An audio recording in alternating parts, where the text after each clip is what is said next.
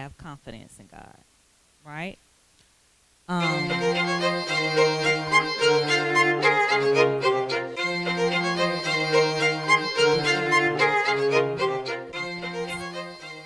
Um, there's four parts of confidence that I like to call um, my rollout or my layout.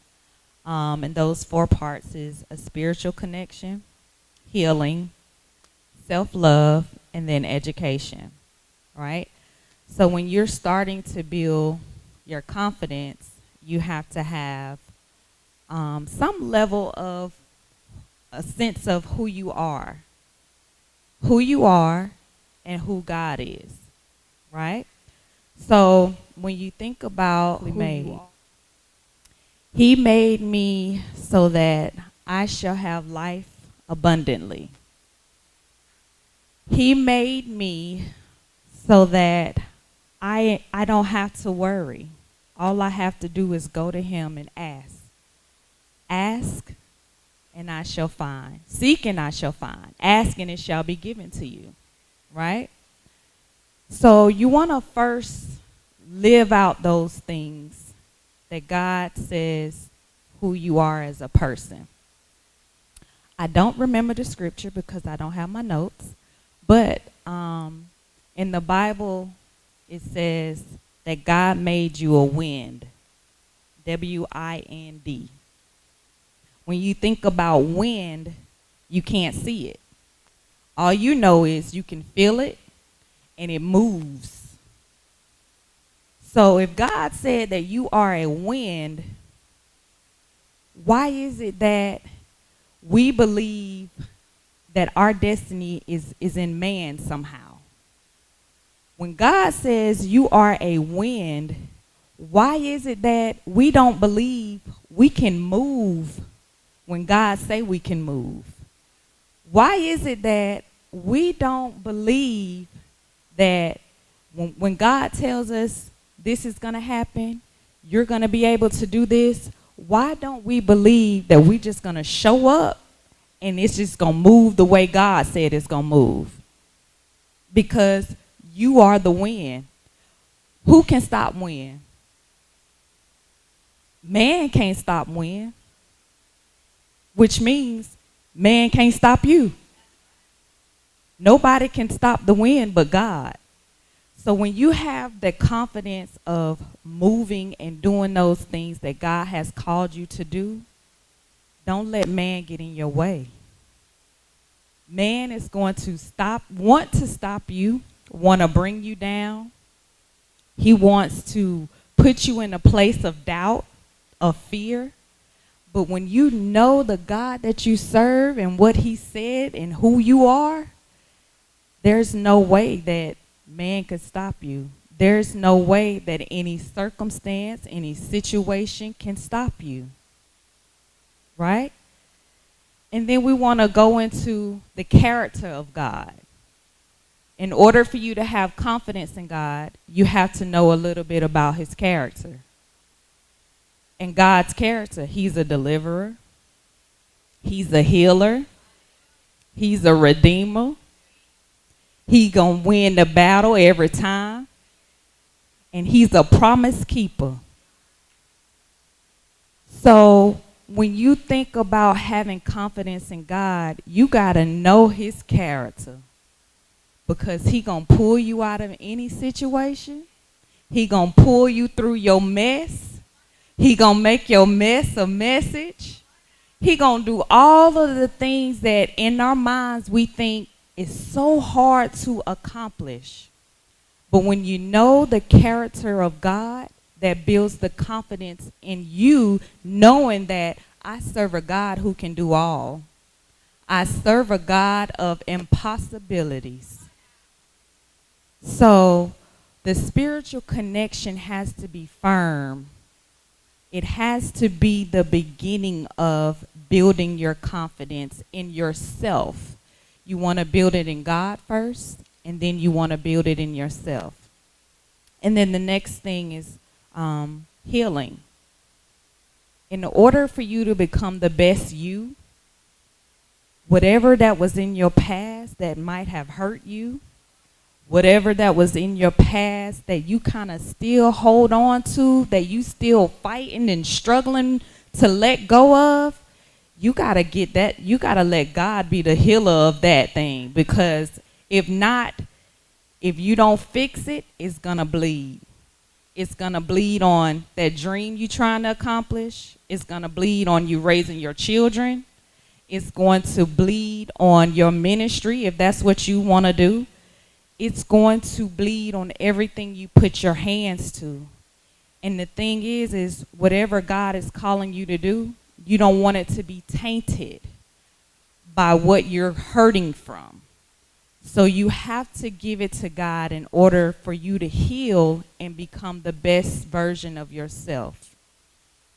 And that is where, if you want to become confident, we're not all, we may be confident in certain areas. Everybody feel confident in that one thing that you know you do so well.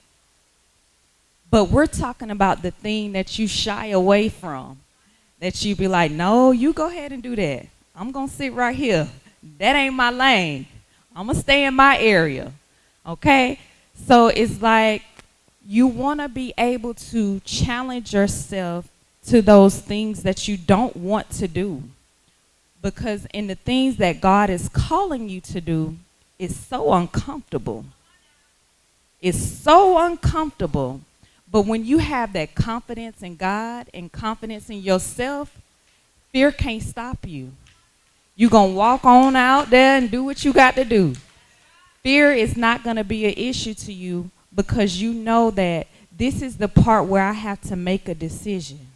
I'm going to decide if I'm going to continue to sit here and say nothing, or I'm going to decide if I'm going to walk out and do what God told me to do. Once you overcome that part of the assignment, then God can flow however he needs to flow in you. But you got to get to a point in your life where it's like, I can't become the victim anymore. I can't have all these excuses anymore. I can't allow my circumstance to keep me stuck. I got to put all of that aside and do what God is calling me to do. Right? And how do you know if something is on the inside of you and you need to heal from it? How do you know you need healing? It's that little thing when you are in a spot of happiness and you're in a spot of peace, and everything seems to be going well. But there's always that thought in your mind that kind of take you back to something that you like, oh, I don't want to think about that right now. I don't want to deal with that right now. That thing that we don't want to deal with is how we know we need to heal from it. That thing that we continue to run from facing is how we know we need some type of healing. But it's okay, healing takes time, and you have to be able to face it head on. Don't run from it. Just face it head on. Ask God, how do I come out of this? How do I not allow this situation or what happened to me to be an issue for me in my healing? Because it always comes back. It always comes back when you think you've healed from it. It's going to come back and you're going to be like, oh, I got to go visit that one more time, because I'm not finished with that yet. Right? So you give it to God and you allow him to heal you. And your healing journey is more of coming face to face with you and who you are and the things that you've been through and your experiences. And it doesn't feel good. But I promise you, what don't feel good now, it's going to bless you later. What don't feel good now is going to be your purpose. God's going to use it all for your purpose, for your assignment. So you gotta face it, and you gotta process it, because if not, you won't be able to see the glory that God wants to reveal through that very thing. Right? So the next part is self-love. How do you build your self-love? You want to be able to talk about you in a nice way. We don't like everything about us, but we have to take the things that we do like and love about us, and we nourish those things. When you nourish the things that you love about you, then those other things that you don't really care for about you, they kind of fall off. So the more you nourish and love on yourself, the more you begin to see the good and not focus on the bad things. I'm not even going to say they're bad things.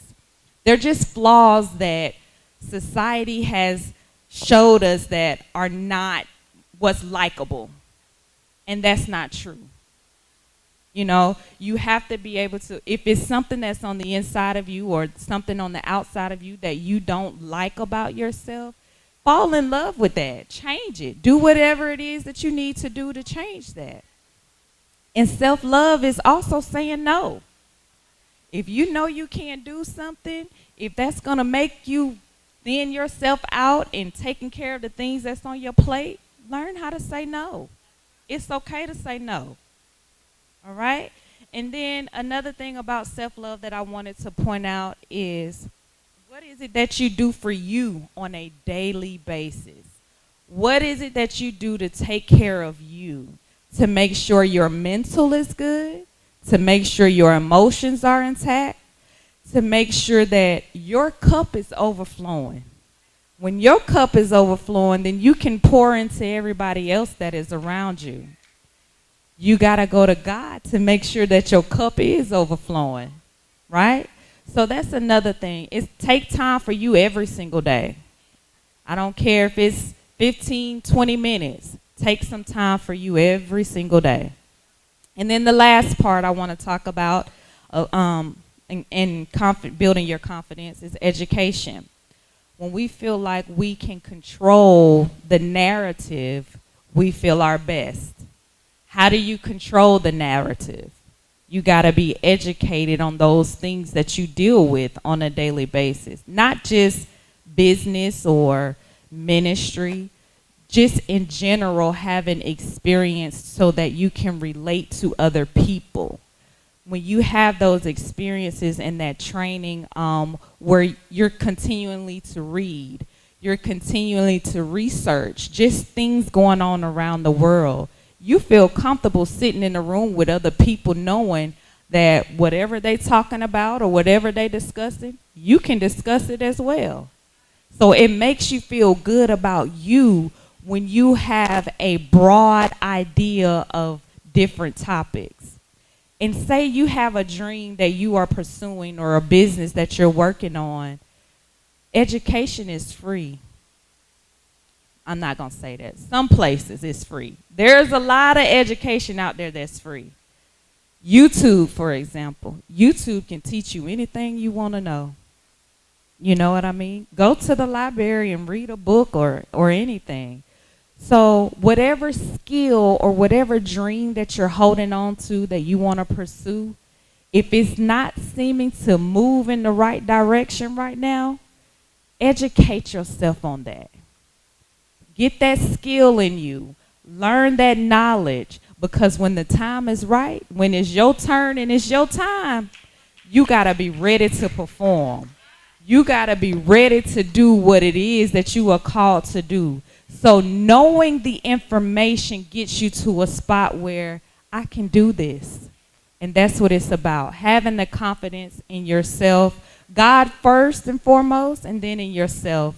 Because if you have faith in yourself, the failure will not get to you, because you're going to fail. You know, you're going to have some ups and downs. You're going to have some mistakes. And I don't like to look at failure as being negative. Failure is something else I need to go back and learn. Something else I need to get me to a place where I'm okay now. It's not an issue for me. The same thing with rejection. Rejection is not negative. It's not right now, or I'm protecting you for something. Okay, so rejection is not bad. It's actually a good thing. God is protecting you from something, or he's getting you prepared for the right time. So I hope this helps somebody. Continue to build your confidence in God first,